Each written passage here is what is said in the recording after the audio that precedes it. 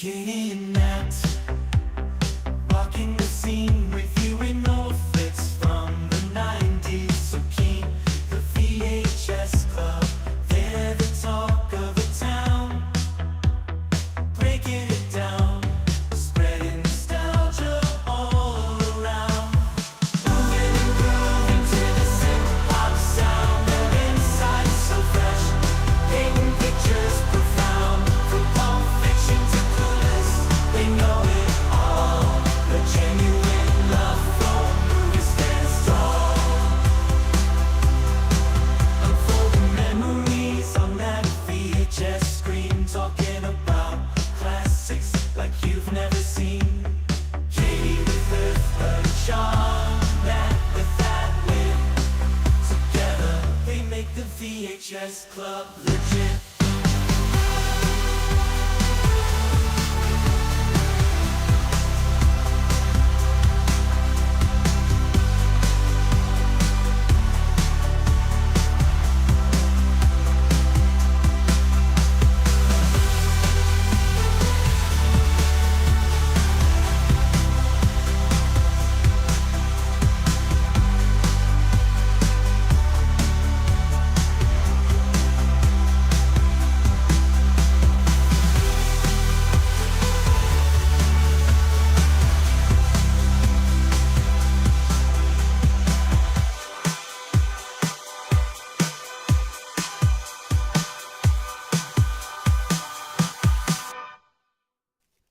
Welcome back to the VHS Club, the show where we review movies you've likely already seen. Although, maybe we'll get you tonight because we have Jeff on and he suggested one that I had not yet seen. So, and we know Val has not seen this one. So, we're here. Val's already said no, she has not seen this bee thing before. Sorry.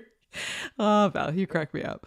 You crack me up. Well, it was a good one, so buckle up because I have feelings, and I know Jeff probably has feelings. And Nat rewatched this one, so she's got feelings too. But first up, welcome, Jeff, to the show. We're so excited you're here. I'm so excited to be here. This, you know what this is? Are It's my you? blue steel. I was gonna say. I was gonna say Zoolander. I was gonna say, are you Nailed it. I'm in a Zoolander mode. Now I today. can't unsee you as Ben Stiller. Yeah, it's over now. The show's done. Zoolander is. I was just watching some. What was I watching? I know this is off topic, but like since That's we're all talking right. about Jerry Stiller for half a second, is Dodgeball the movie Mm-hmm. is so it. good. It's We so were good. at a restaurant the other day. It was on the TV in the restaurant with no sound, and we still, the three of us, watched the entire movie with no That's sound. awesome. It was Aw. just as great with no sound because you can hear the whole movie Oh yeah, in your head. Yeah. yeah. You can dodge a wrench, you can dodge a You ball. can touch it. You can touch Yeah, it. it's so, Oh, but I think I said that to Zoolander, my though, 2-year-old niece. yeah. Zoolander, one I of the s- best lines is, all they had to do was go left. You know, so- All I see when I think of Zoolander the is the ant gasoline people? fight. Yeah, what are Yeah. the ant people. Yeah, I love the gasoline fight. That's my favorite. it's just a bunch of ridiculously good-looking guys. Okay, Jeff, we obviously need to have you back to talk Zoolander because we have not yet done that one, and now that's all I want to do. What is this? A school for ants? So So good. So good. Well, we are talking the miniseries tonight, 1983, and I went immediately to Amazon to try to find this because I knew nothing about it and I was excited to jump right in. And there were like 2 episodes, miniseries episode, and then there were 3 other ones. So I've only watched the first 2, which Oh, ends there's on more a than that. which Well- ends on a cliffhanger. But Jeff told me to watch 2 for this episode, and I couldn't invest more than 3.5 hours or whatever it was this week. So that was Well, the mini series. So on Amazon, it's Yeah. like a 5 5-part thing. episode, Yeah. 5-part Yeah. thing. But Yeah. technically, that is 2 completely different miniseries. Okay. The But then first there's 2, which also you a TV watched, series. There's are also a the TV show. Yeah. miniseries. Yeah. And then the second 3, which they bundle, you The can buy them final all battle. together, Yeah. is the final battle, which was a year later. That was Okay. the follow-up sequel, which we can talk a little bit about. But the focus is on the other. And then that became a 1-season TV show. Yeah, Mhm. 19 And then episodes. right, and then years later, they reboot it. Well, Rebooted it. I have to say, 2009. I bought all 5 and I'm all in. I got to the end of 2 and I was like, oh no, I don't have enough time to keep going, but I want to keep going because it cliffhangers at the end. So I'm spoilers for all because it's the 80s. So sorry, we're diving in. So I'll tell you, like, V the miniseries, not V the final battle, is amazing. And It is. so I rewatched because I was committed to the VHS Club. I love it. I Thank you. even though I knew it was not necessary, but actually I was interviewing somebody else, and so I ended up watching the V the final battle as well. Mhm. I will say, hands down, V the final battle is not anywhere as good. Okay, Though all right. when I'll, like I'll 14, check my expectations. 14-year-old me loved it. Mhm. Loved it. Yes. But 35-year-old me, Not I so think much. I think in 2001 it was released on box set, and it was all 5 episodes. Okay, So it was the okay. first 2 plus Final Battle was one box set. yeah, right, it's well- considered like one thing I'm gonna do, but I'll say the difference is the first 2, the original miniseries was done by Kenny Johnson. This was his Yeah. brainchild, and Kenneth Johnson. I call him Kenny because he was on my podcast. Whatever, you can call him whatever you want. Okay, well, you need to And- plug your podcast now so Oh that my everyone can go over. Plug your podcast here.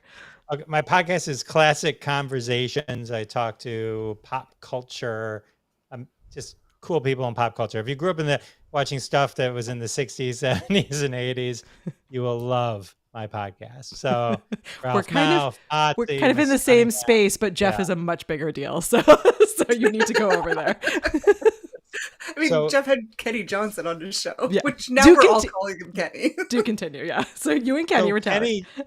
Kenny Johnson is the writer of the miniseries, and they threw him out and did not bring him back for V the final battle. Okay. And so It's true. the way V ends on the cliffhanger that you were talking Mhm. about was the intention of where the next series would go. Yeah. But they wanted it done fast and cheap.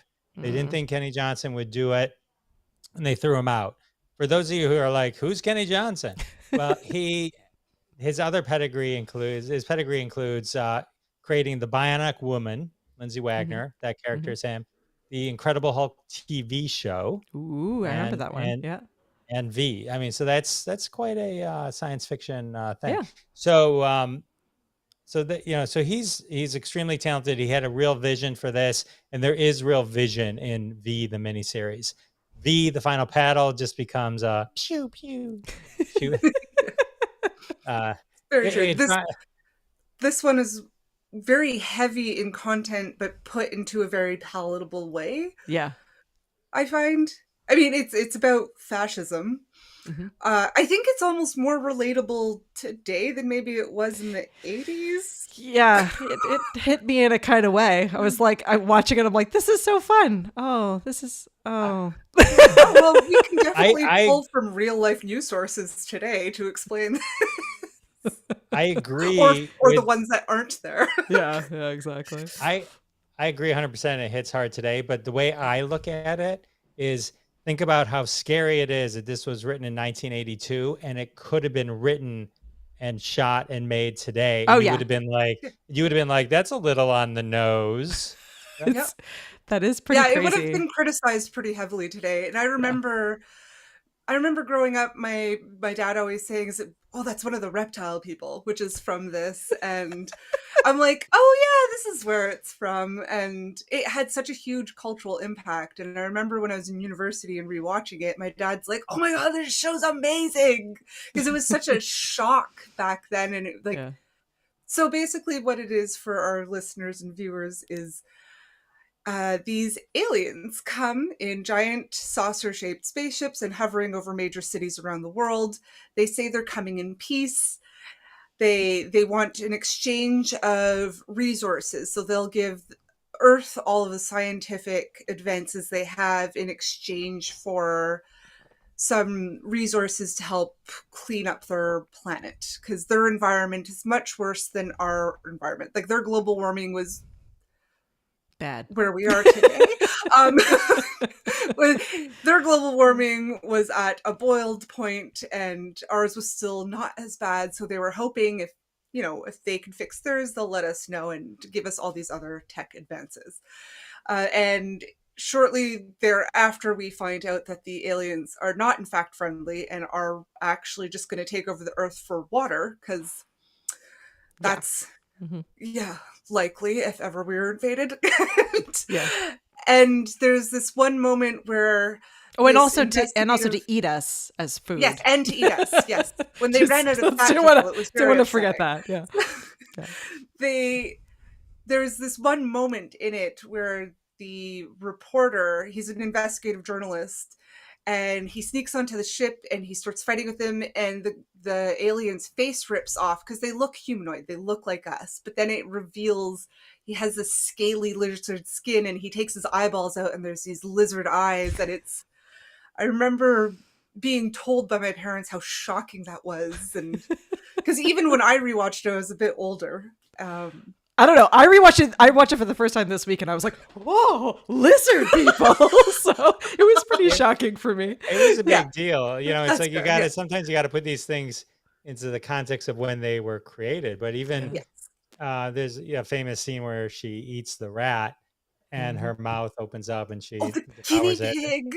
The guinea pig, and I mean, you watch it now, and you're like, okay, but like. It's It still mostly gross. holds up, but it's like Yeah. you got to think like early 80s. This was like it became one of the most iconic scenes in Yeah. science fiction. What I mean? Yeah. So it's really good. I mean, interestingly, the hovering. You mentioned the ships hovering. So Yeah. if those our VHS Club fans out there that have seen Independence Day. Yeah, immediately my That's mind was the Independence Day. hovering ships is the Independence Day nicely stole from every place. I mean Yes. it was an homage, Yeah. but that's V. Yeah. That was from V, and That so iconic movie poster for Independence Day is literally just V. This one, I will say, in like some ways, in most ways actually, was creepier to me than Independence Day, though, because there's something about like they hover. I always found that creepy in Independence Day as it was, where they sort of just hover and they wait, and there's like this countdown. And you're countdown. like, right, the countdown is scary because you just don't know exactly what they want. You assume that they're nefarious, but then you're not sure. And the fact that then it's like, oh, this like, relief moment where they're like, oh, they're actually going to be good guys. And then they're sort of like unsure. Oh, John is so nice. Yeah, but they're actually going to be good. And then of course, because there's more in the movie, you're like, okay, but they're not really going to be good. And it kind of, obviously takes this turn, but I feel like it makes it like a lot creepier because there's this like pause, and the pause is scary, and they did it really well. Like for the 1980s, this holds up pretty well. Like all of the Scary. like, I don't know, all the special effects are like, they're slightly campy, but not that much. Like they're not that bad actually. You sort of forget as you're going through it. you can see the proverbial strings, but it's like Yeah. you also got to remember this is decades old. Oh yeah. I mean, at the time it was so cool. And I think the reason like you enjoyed it watching it now, and I loved it and rewatched it and loved it. And this is the difference between V and V the Final Battle is V is what science fiction is, which is a retelling of something so that it's palatable because it's lizard people and not like it tells like Nazis. the story. Yeah, exactly. Right. Yeah. Tells the story Because- of World War II, Nazi invasion. And I thought it was interesting because it's a point that we often forget nowadays talking about World War II is so the aliens sort of insinuate themselves. They seem very friendly. The global society embraces them, much like how Hitler was actually elected to office. He wasn't just some... Well, I was going to say he wasn't some sort of sociopathic dictator. He was, but he But not at the way first. the way he got in was by seeming like the logical, the savior, and he brainwashed everybody into believing in him, and it shows that in this movie too, and how they eliminate to make the chaos of the society, or to put society into chaos, they get rid of all of the big thinkers. They get rid of all the scientists. I know, and I love And how they not, just like, refer to them all as the scientists. scientists, where they're like rounding Like, up. if I they don't were know. It's pegging like, off every oh kind of yeah, scientist in this movie. doctors It's and like, yeah. an anthropologist, kill him. Like, Well, right. It's the Hitler playbook is yeah. turn people against science, Yeah. get people to not trust the media, fake facts become the thing. I mean, Yep. clearly none of this could happen today. Yeah. Like, this is very, for the Canadians listening, this is very Prime Minister Harper, where there was a gag order on scientists and a pause on research for an extended period of time. Doesn't sound And I know familiar. some researchers, I know this one researcher out in BC who literally had men in black come to her house armed to make sure she didn't publish her science. Oh, fun. It was about algae in lakes because Harper didn't want to admit that they were doing bad things to our watershed. But of course, then our next prime minister was like, "Oh my God, gag order lifted, first order of business." So, and Americans, obviously, we all know your example of modern day. Yeah, we'll stick Not to worth movies to mentioning. avoid I don't feedback, know what you're but, talking yeah. about, Nat. The Not a clue. but it is interesting. I mean, so V is a retelling of basically Nazi Holocaust and just the ability for a group to take over and for people just sit back and go, okay, Yeah. you know, and I mean, there's a lot of symbolism. I like the V symbol is basically a reworked swastika, and it's just really interesting how everybody gets drawn to the power. There's a Hitler Youth kind of parallel where people Yeah. are pulled in, the youth and the people that And they are drug them and get them into drinking to keep them under control, like the Yeah. kids, which was like, oh, it was so creepy. Yeah, it's it is creepy. For a movie that really is about lizard people, not about lizard, but is about lizard people. You're like, wow, it does a really good job of being very, very layered. And not that again, I'm the person that watches things probably too surface value. I get so into it that I miss the point of most movies and need to watch things over and over again. But this one, you're almost in the moment, at least for me, in the moment and in the movie, and then you meet the grandfather who has been through the Holocaust and and obviously carries an insane amount of trauma as a result. And you're like, oh right, we're I was sort of caught up in this alien story and are we gonna catch them? And I was like, oh, this is it hit me very hard at that moment where you're oh right, oh right, this is also the 80s where this wasn't, not that it's crazy removed now, but it's certainly much more removed from World War II than it was in the 80s. And it definitely hit pretty hard there. When you had all those scenes, you're like, oh man, I can't even imagine that people would live through this. Oh right, people lived through the people I knew lived through this. Many of us knew lived through this. It's just interesting that the story of the manipulation and how it happens it's a tried and true playbook. It still works today. I mean, there's a scene where they have the main guy, John Hurd. He's the benevolent leader of the visitors, and it's a press conference. And they rip his face off on live TV, right? That was V, right? I'm not confused. Wait. Yeah. No, I think that was in final. No, it was. Was it? Yeah. Am I confusing the two? Oh, now I'm wait, no. Yeah, I don't know. No, I know. They don't. I only watched the first two movies in the first two, they get the videotape of the real situation, but then the visitors keep stopping them from playing the videotape. So you had me for a moment. I was like, wait, did I? So later they do it. It's live. Yeah. They show and still people then they go, sorry, that was a fake thing done by the resistance. Wow. And so it's it keeps on the theme. But I will say this was the era of Mark Singer. Mark Singer plays Mike Donovan, who's the hero, one of the heroes of the story. And A rebel investigative journalist. He looks so much like Kevin Bacon. Can I just say for it, like I talk about. I'm like, I know that this is not Kevin Bacon, but he looks to me like Kevin Bacon throughout the entire movie. I just could not unsee it.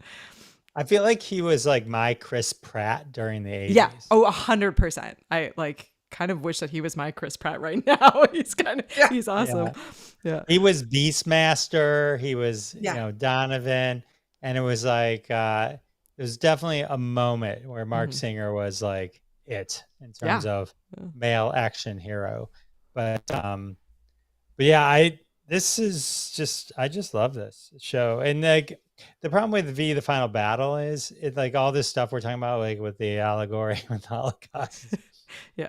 It's all gone. It's all gone. It's just aliens versus this, and it seems like they even know that they're bad, but but people still don't care, and it becomes more of a shoot 'em up kind of western-y type thing versus that. I will say, like when they were shooting V, Robin Maxwell, the character Blair Tefkin, who's the one who eventually is impregnated by one of the aliens. That's sort of one of the That plots. was dark. That I'm was like, so dark. this child, just like 15, and she becomes a Nazi experiment. I mean, a reptilian experiment. Well, even darker, the actress that was supposed to play that character, Dominique Dunn, who she was on My Sister Sam, was murdered like days into the production. Days into filming, days into filming. So this production has a lot of sort of dark history around it too. Like there's all these sort of little stories. I mean, that's the worst, but yeah, it's funny how some productions just have this almost curse to it. Yeah, it was interesting because I talked to some people who were part of this V, and they're like, it was just so surreal. Like one minute she's there, Dominique, and then she's murdered, and one of the guys, I guess, was caught up in the thing. David Packer, who plays Daniel Bernstein, who's the one who goes into the visitor youth program. I guess he's tied into it somehow. Like he was in the room, he heard the screaming, like something like that. There was something like that. Imagine being involved to that level, and you're playing like the bad guy in the it's I don't know, the mind space that you'd be in would be just so difficult. But it was like we didn't appreciate traumas back then. Well, no, they said like, but the people who were on set were traumatized by it. Yeah. And they're like, the way it was described to me is like, and the next day, Blair Tefkin is there, who was great in it, and we just moved on. We made V. You know what I mean? And it was just like, it's sad, but I mean, I guess. They had to do it, but it's like you can't hold up production; it's too expensive, even for murder. I can't imagine like, I don't know, everyone. I mean, even an actress coming. Can you imagine like, hey, you're gonna play like this character that we hired this other actress for, and she was literally just murdered, but carry on, like just continue on in this. The levels of that are crazy to think through. I will say that Dominique Dunn's murder, while horribly tragic, did lead to the change in laws, stalker laws, that to prevent what happened. Because like the person was able to get her information from like the DMV or something like that. Wow. I'm going by memory on this, but but then they changed the laws. So at least. Yeah. At least her I guess her family, her survivors pushed for that, because I mean that's crazy. It's crazy how much access there was to people, and still kind of today, but it's harder. Yeah. Right. So Mark Singer. Oh, go ahead. What was your favorite scene? Yeah, good question. Yeah. What was your favorite scene in any of it? Well, we can call it a movie. We can pretend it's a movie. It's two movies. It's two movies in one. My favorite scenes are with the grandpa. Mm-hmm. Yeah, same. Abraham, and when he kind of tells people why they have to act the way they need to act and rise above the situation, and I And the found those to letter. be Ugh, like really really powerful, right? And like yeah. right, that Bonnie Bartlett Yep. played Lynn Bernstein, Bonnie Bartlett from St. Elsewhere and Little House on the Prairie and all that. And so, yeah, she was grabbing it. I was like, because that's the part that people forget. You know, when we talk about like things now, where it's like you just start accepting these things, and like, you know, people talk about Mhm. this race, this person, this religion, and you get all hyped in. It's like you got to take a step back. You gotta realize when the government or the president says these people are, you know, below people, that's when the dangerous path is starting. You know, when Mhm. people stop thinking of people as people, Hmm. or things or animals, you know, it's like that's when all the shit goes Yeah. awry. That's how the Nazis were able to kill Yeah. 6 million Jews and 6 million other people as Yeah. well. You know what I mean? So it was like, because they didn't Stalin's see done him it. as human. Putin's done it, doing Yeah. it. Yeah. It's yeah, it's you see it throughout history.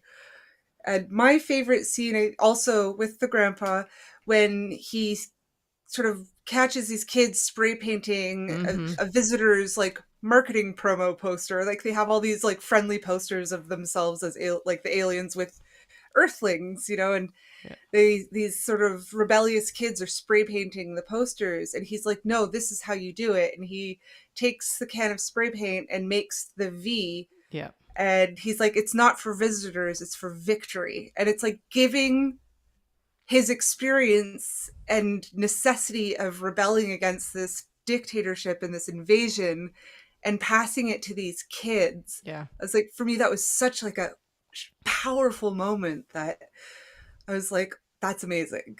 And the strength to even be able to face this again in your Yeah. lifetime. Yeah. Exactly.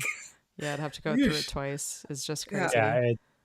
I would say, in addition to those scenes, which I agree are like way up there, I did also absolutely love the scene where one of the older women who's part of like the resistance group blows up the ship and just walks away on her walker, and the police officer who's like, clearly Sympathetic. sympathetic and kind of wishes that he was part of the resistance, kind of gives her this sort of like knowing smile. And I don't know, there's it's funny, it's funny that this movie can be like this deep and this kind of carries this really powerful message, and yet also like has these, well, I guess it gives way to like scenes and connection points to Independence Day. It pulls back scenes and moments from Star Wars. Like it really pulls together like a lot of different elements and different things really beautifully. Like I don't know, I kind of enjoyed the like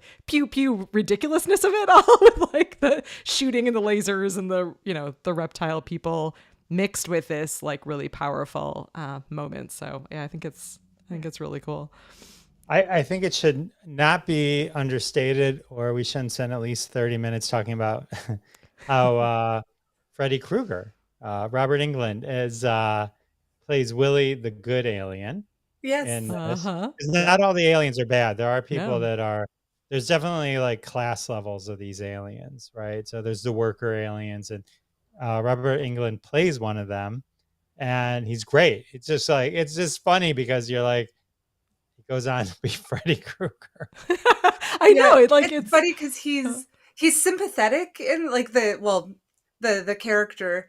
He's sympathetic. He has almost like a little love story happening. He's very heroic, and he kind of introduces us to the possibility that some of these visitors are not all bad. yeah, And and are then we willing to find out help that and they are have, willing, yeah. yeah, Yeah. it seems they have their own resistance within their like faction, I guess, Yeah. or whatever Right. There's race. right. There's a whole group, and there's a friend called Martin, Yeah. Yeah. who's one of the good aliens that helps Mark Singer's character Mhm. kind of learn and understand that they're taking our water. So what they do is they set up a whole thing, just kind of go back in terms of the plot. So it's like, they woo us, right? They come out, they're like, oh, Mm. they look just like us, except their voice is a little Yeah. echoey. which later became a problem with the effects with the They low just took budget that out. TV Yeah. show. Yeah. Yeah, it But stopped at one point. Yeah. Very But, Mad Max.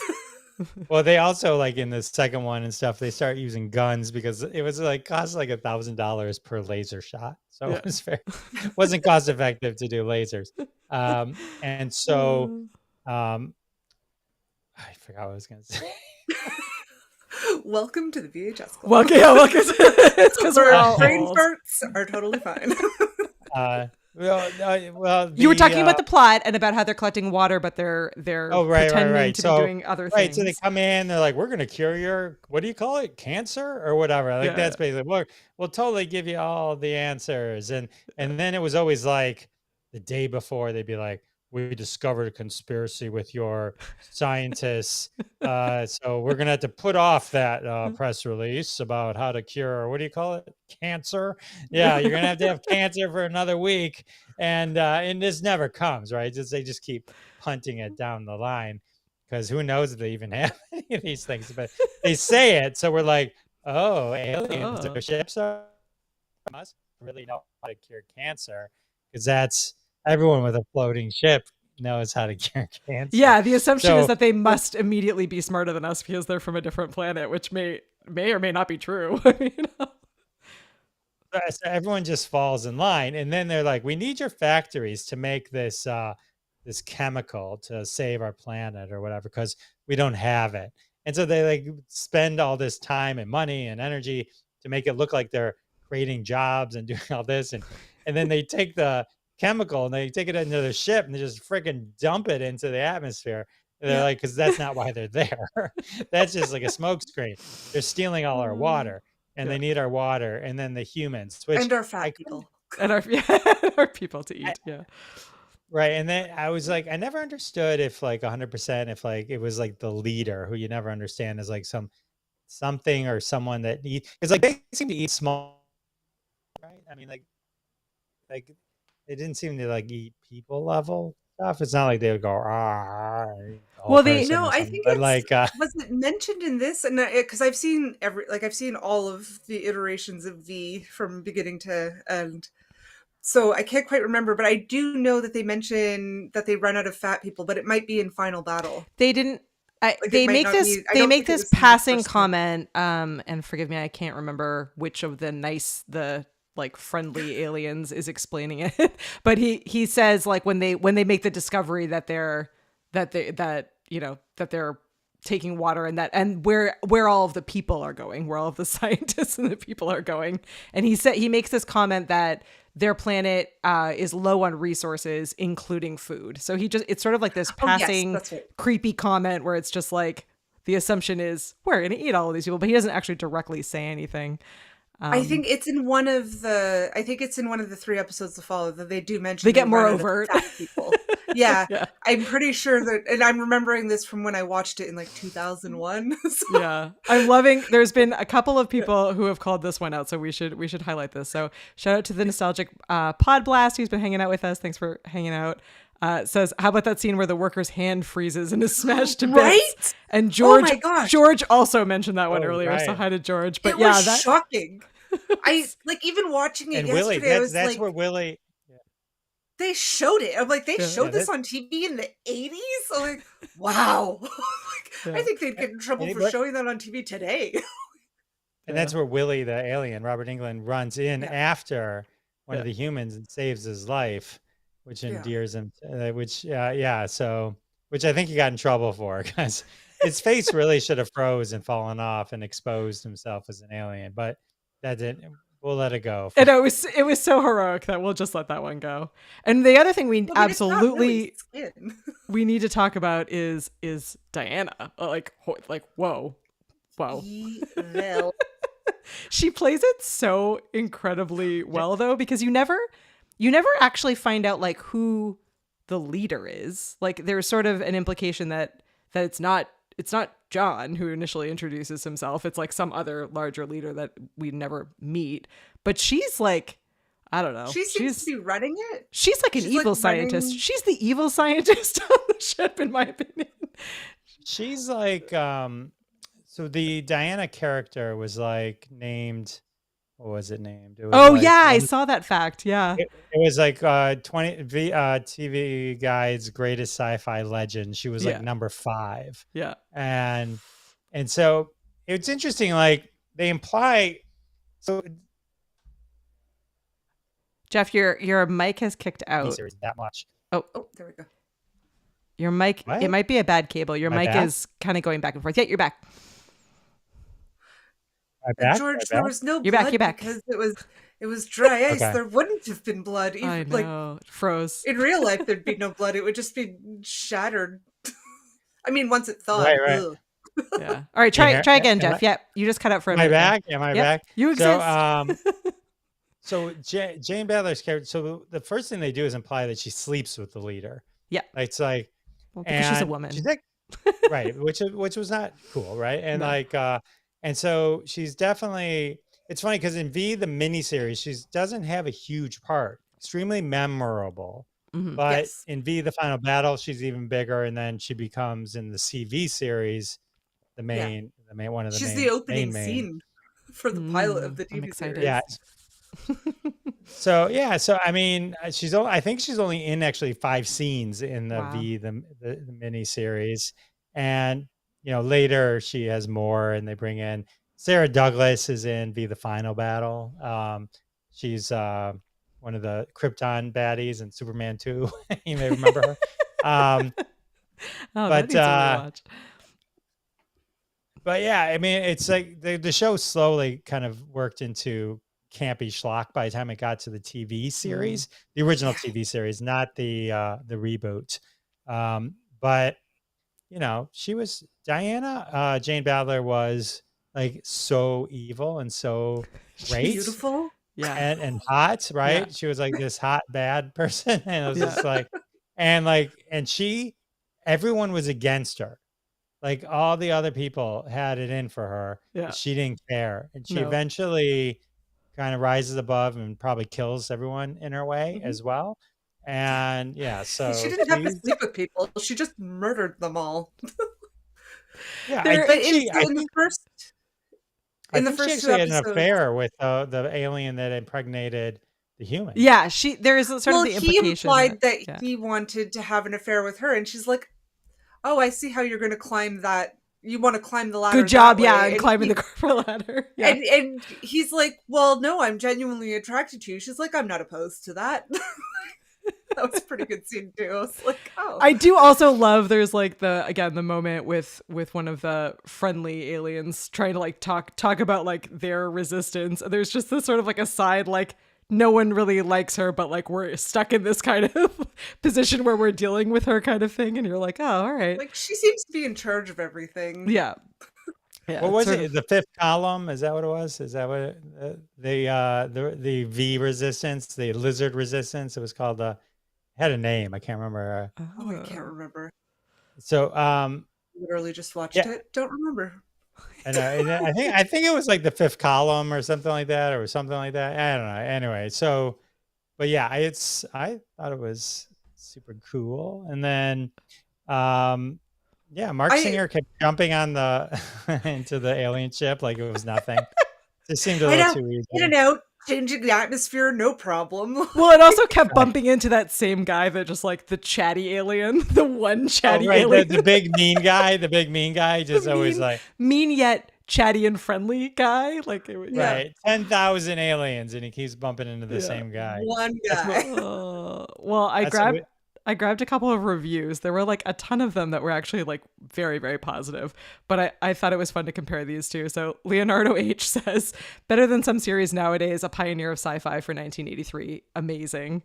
And Brianna M says, this show lasted a day, sad face.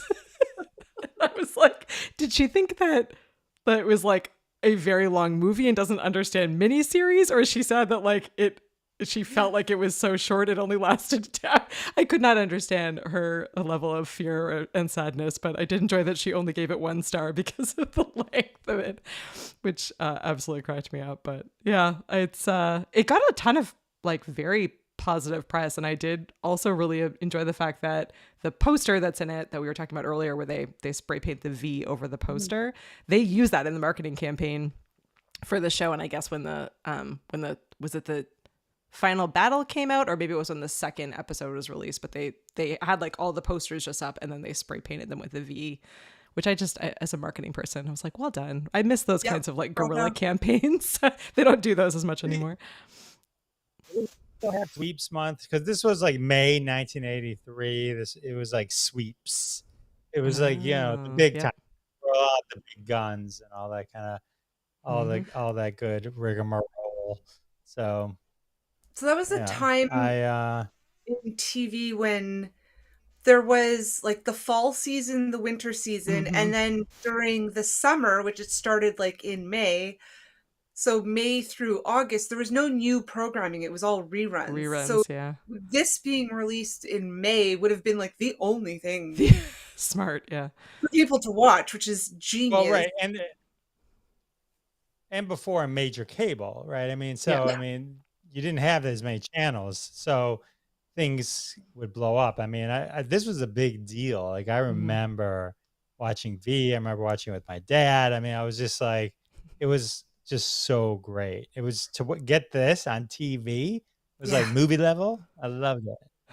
It is. It's funny how we've kind of come in some ways full circle back to this. Like, this is like a very almost weird example of a movie production TV show. I mean, miniseries obviously a little bit different than a TV show. Whereas now, like, almost every major actor is like, forget movies, I want to be doing TV on all the different streaming platforms. So it is kind of funny how we've come back to this different, we're sort of stepping away in many cases from movies and back into television as a medium, or miniseries, or weird split seasons. I'm looking at you, Netflix. Stupid split seasons.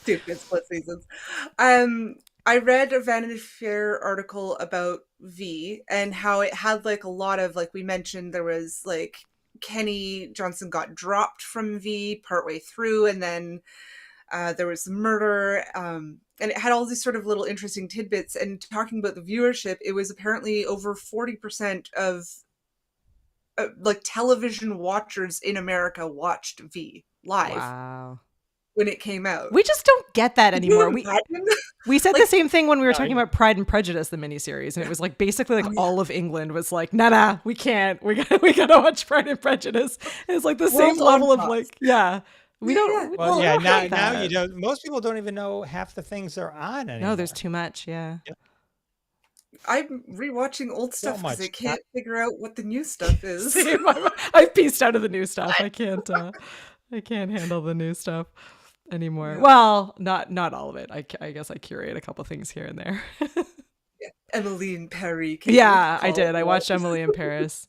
Yeah, although I'm angry about the half season. So my family watches that. I don't watch that. You know what I'm watching now, which is great? Bad Monkey. Oh, I haven't heard of that one. That's what I've heard of it. Monkey. I saw it pop up, and I'm like, I don't know what it is. It's with Vince Vaughn on Apple Plus. Okay. It's great. 4th episode just released yesterday. And it's like a murder mystery type. Oh, I love a murder mystery show. And it's classic Vince Vaughn. If you love Vince Vaughn. Wait, is it classic Vince Vaughn, or when he switched to comedy era Vince Vaughn? Just the kind of sly, subtle, very funny Vince Vaughn, but it's just the way he says it. That's like, I'm like, so my own Private Idaho Vince Vaughn, or like Wedding Crashers Vince Vaughn. Or Wedding, probably more like Wedding. Artsy film kind of guy, but then when he got more mainstream, when he went like I guess, what do they call it? Late night comedy or raunchy comedies? Raunchy comedies. Yeah. Wasn't he in Psycho? Wasn't he in the shot for shot remake of Psycho? Oh, I think with Gus Van Sant. I think wasn't he? Maybe. Yeah. Okay. Yeah. He was in a bunch of those like, more artsy movies for a while. That was kind of a golden era in the 90s. We'll have to find some of those, Katie. We're going to dig them out. This feels like a totally appropriate time to also mention that Jeff has an awesome show that Nat and I have been on called Crossing the Streams, where we talk a lot about all these kinds of things that you should be watching. And it's very helpful because often I'm totally overwhelmed by everything that's there. So being able to have someone that I know, like, and trust recommend some shows is super helpful. So yeah, be sure to check that one out. I don't if it's not in the description below or in the show notes, I'll make sure that I add it back in so that you have all that information. But it is a good one. I'll drop our episodes too, so you can get lured in by seeing Nat and I over there, and then just watch all the other episodes. So sweet you are. Clay Pigeons is one of Kathy's favorite Vince Vaughn movies. I love that one. But a vote for Wedding Crashers. So people like Vince Vaughn. I do like very. Is like, no one bringing up Swingers?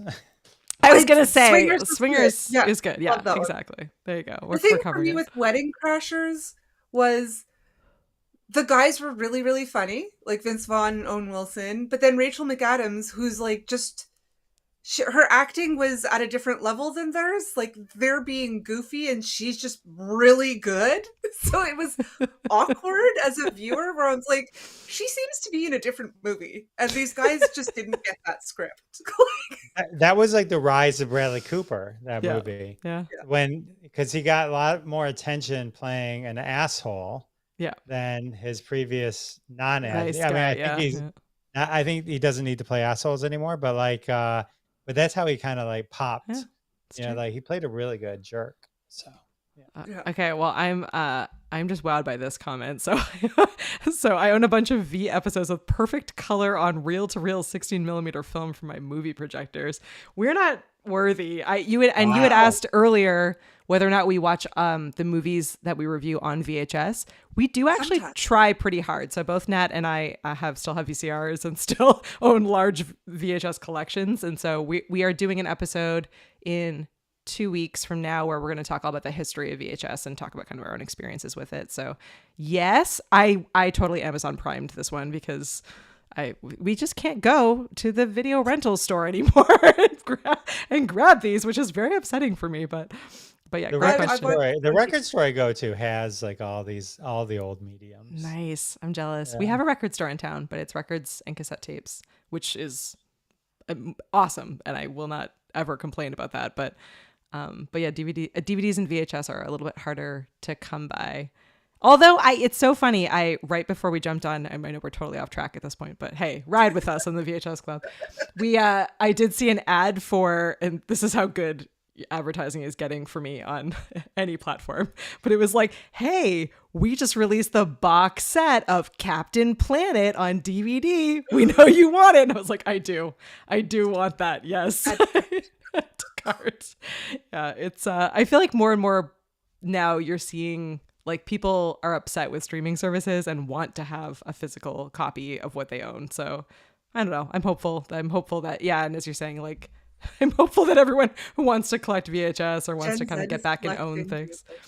I have a VHS collection, so like the world's caught back up to me.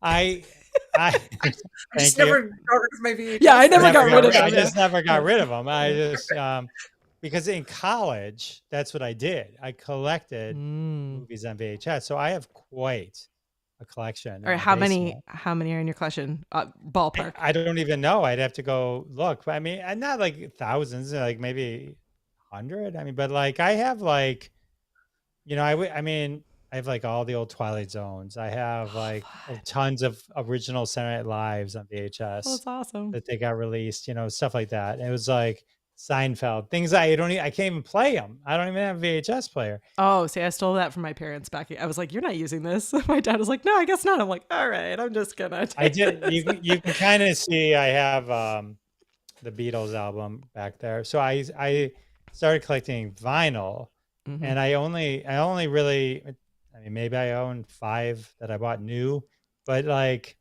I love going to used record stores and I'll buy, same. Usually for $1 or $3. Yeah. I'm not very, if I'm like, oh, this is cool, I'll get it. I'm extremely proud of the fact that I just got a original vinyl of the soundtrack of Mary Poppins. Oh, awesome. I have the original soundtrack. I just never got rid of it. We just kept all of our vinyl because I still listen to it. Good news, Jeff. Val has VHS players for you. So you can. Oh. All right, hang on to those, Val. Well, we've gotten to I have one question still for Jeff, but while he is answering it. If you are hanging out with us in our live studio audience, you can drop in your ratings for this if you've seen it, or now that you've heard us talk about it, drop in, how well how many potatoes you think we deserve for this for this review, whatever your rating system is. Watch it? Will you watch it? Drop it in. And if you've seen it, did you like it? Drop that in. And then my question for you, Jeff, is why this one? So we gave you, I think I was just like, anything you want to talk about. Pick anything at all. What made this one come to mind, top of mind? I think I'm actually interviewed one of the main stars of it. So I was going to rewatch it anyway. Awesome.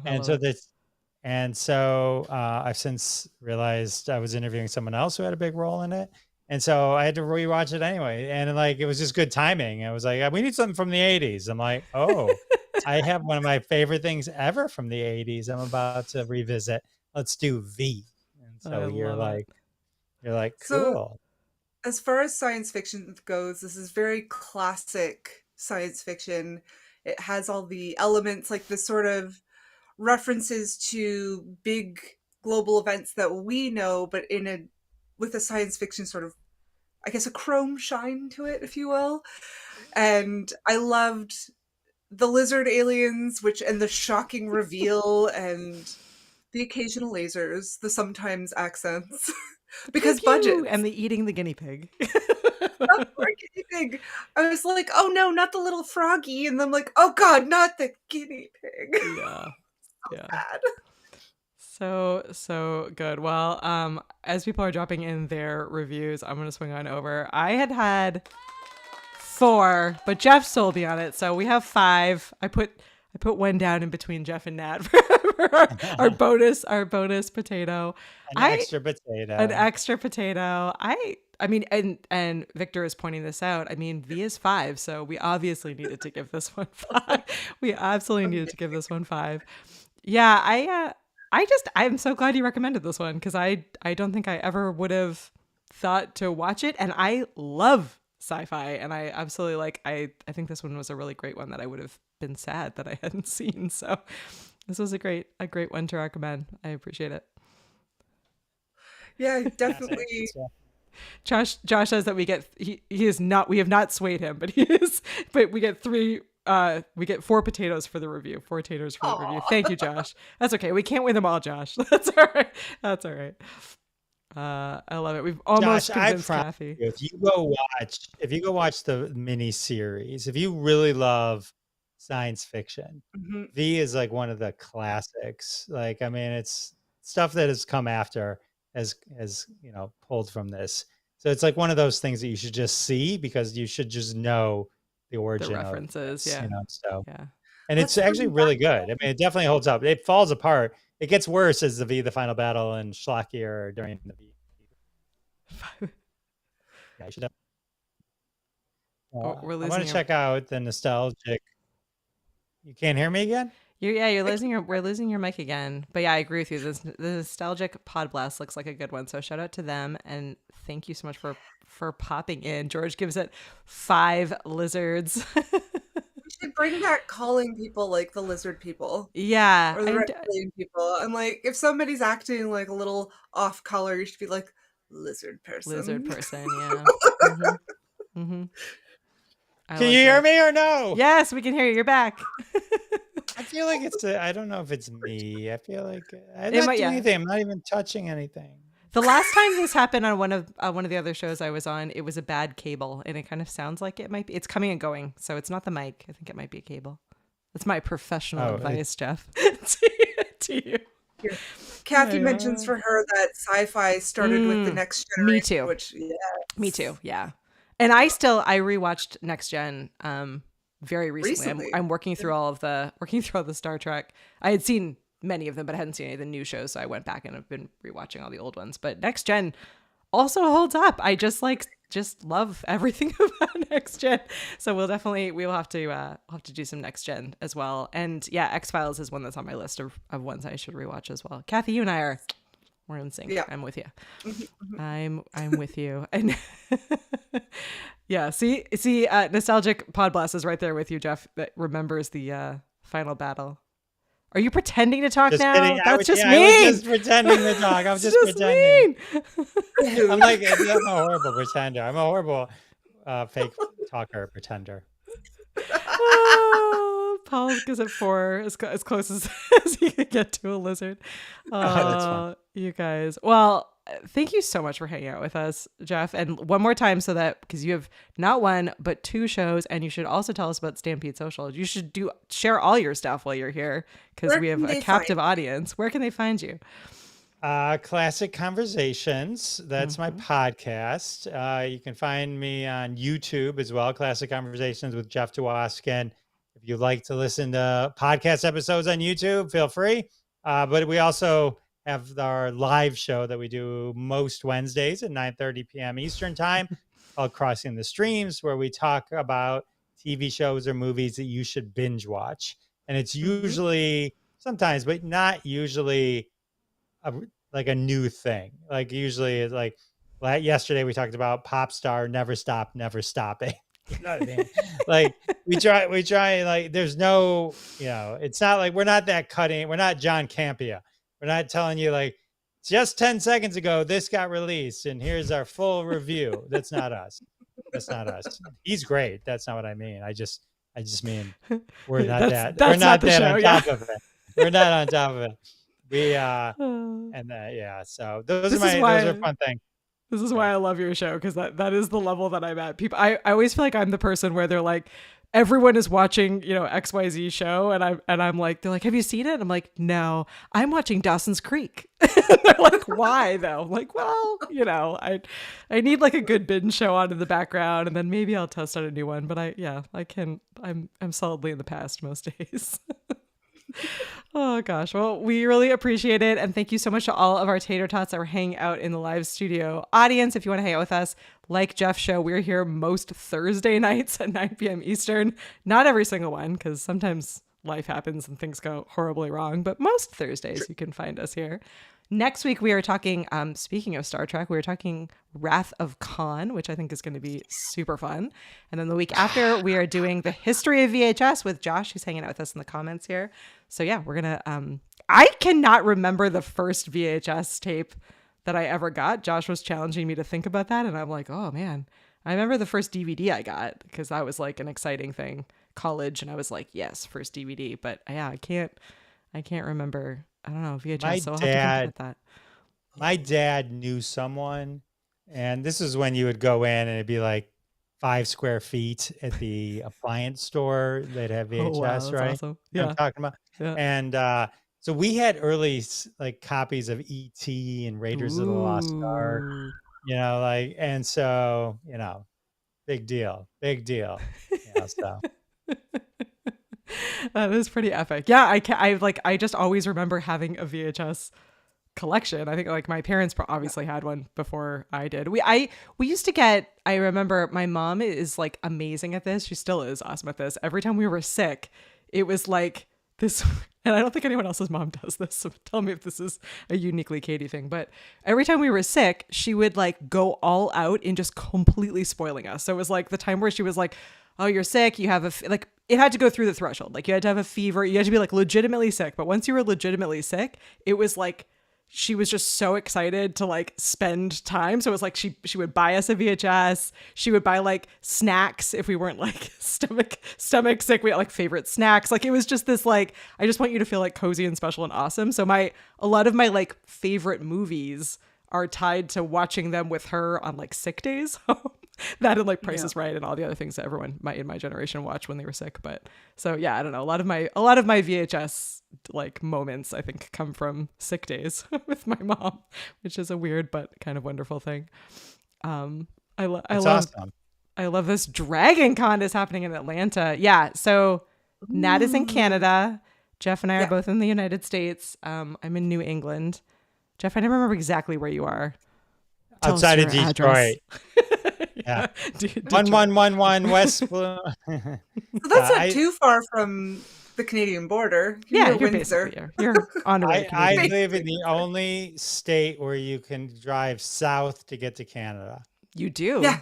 That is Facts. pretty True. awesome. I have a I lot of friends who live in Windsor and work in Yeah. Detroit because it's like such a short drive. Yeah. I don't think I've Nurses. been to Windsor There's- since 9/11. I mean, which Oh, you should go now back. that I say that out loud, that sounds like a long time. But It oh no, was. no, no. I take that back. I take that back. I haven't been to Windsor since COVID. Okay. Okay. That's less of a So long that time. that makes a lot more sense. And considering I'd been to Windsor during all those times. I used to do comedy in Windsor all the time. There was a Yuck Yucks, and like we would go there. Fun. And That's so so yeah, cool. I would cross the border. We'd go to Tunnel Barbecue. It's like this great barbecue place in Windsor, like right outside the tunnel. Clever name, and it was Val's just from amazing. Detroit too. Your people are here. Oh, Valerie, hey! So you know what I'm talking about. Joe, let's go. I'll meet you in a minute, and we'll drive south to Canada, and we'll go to Tunnel Barbecue. Yeah, I remember. Like, you used to not need a passport to go to Canada. Yeah. Yeah, Katie and I used to drive to the States. We used to drive all like, the time, every yeah. couple of days. Yeah. Just like a change of clothes and our driver's license. We used to Yeah. get in a lot of trouble because women shouldn't travel with such few things. So like, where are your suitcases? We're like, oh, we don't. I Yeah, don't know. We border threw some stuff in crossing. the car. They were like, where? But what are you gonna wear? You're women. How are you gonna? Yeah, it's like, how where will you are all your survive? shoes? Yeah. I used There's to. this old guy who thought we were smuggling at the New York border. He was the only one that dressed up like Dudley Do Right. Like Mm. it was like with his hand on his gun coming up to the car, and we're like two like teenage white girls. Yeah, Valerie's. So I'm a more tunnel person, Valerie, and so like it's weird. You're underground, and you're always thinking, what would happen if it flooded? Oh, I'd swim. You die. But like, and but like you're going, and there's like always that moment where, depending which way you're going, obviously there's the American flag, Yep. and then the Canadian flag, hmm and then when you cross over, now I'm in Canada, and then you have to know, because now you don't think about this stuff, but now the speed limit's in kilometers. Yeah. You have to know how to change your thing, because otherwise you're going 80 in a 30 or whatever the math is. And it's like, so it's like, it's like little things like that. And then you learn at the border. I always found it was actually more stressful to come back into the United States Yeah. than Same. it Correct. was to Yeah. go into Canada. Yes. But Canada, you'd have to know. In the United States, you start to know certain things. Where do you work? You want Yeah. to know how much money you have in your wallet. Yeah. They don't want what your they phone don't want numbers Canadians to steal are. their jobs. They don't want, Right. they don't want. What- So it's like you need to have a job was and like- some money. Yeah. There was like phone numbers they would sometimes add. There was always like these 5 things you always had to just be prepared beyond like United States, West Bloomfield. And like when we took our kids the first time, we're like, when they ask you if you're ours, you say yes. This is not a time to joke. Yeah. Say no. Yeah. Okay. Yeah. Yeah. When they ask That if would you're be being kidnapped, the answer is no. The answer is No. always no. Yeah. It's like, here I have a notarized letter from my husband. I'm crossing the border with my children. Yeah. We I are mean, allowed.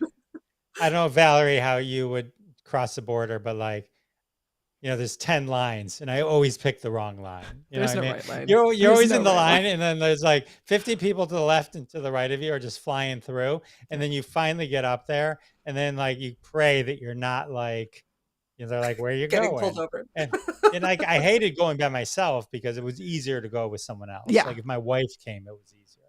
Yeah. But otherwise you could say, you don't want to say you're going to, they write down everything too. So it's like if you say something, you have to remember on the way back what you said because it's in a computer. I mean, it's like it was stressful. But I went a lot. There was a time where I had tokens. Like that's how often I went over. I had tokens, so I could just throw the token in and not have to stop and pay. I find that the dumber you played it, the less that they cared about you. Like I drove this old car and you could only open the trunk with physically with the key. And so they would be like, what's in the trunk? And I'd be like, there's nothing in the trunk. Like, what can we see in the trunk? Can you pop the trunk? I was like, I can't. I don't know how to do it. Here's the key. They'd be like, oh, we can't. You're like, that's fine. Just continue along.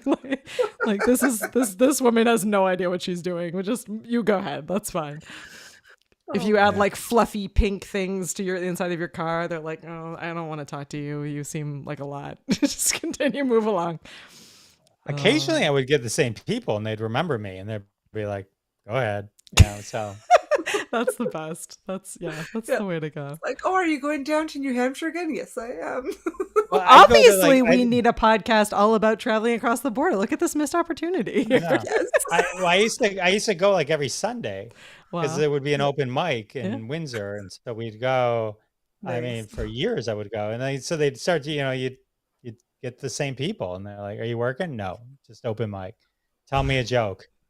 No."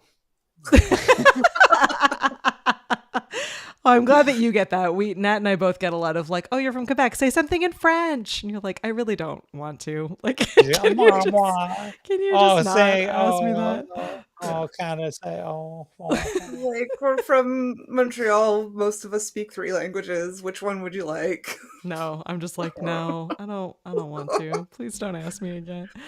Oh my gosh. Well, thank you. Thank you for hanging out. Thank you to everyone for hanging out. And we will see you all next week. And please Yes. swing on over to Jeff's podcast, which it looks like I did remember Somebody- links because someone earlier was saying that they clicked through and subscribed. So I'm good. I just got 50,000 downloads. Thank you, everyone. You're Thank you, You're welcome. That's the reach of the VHS Club right there for you.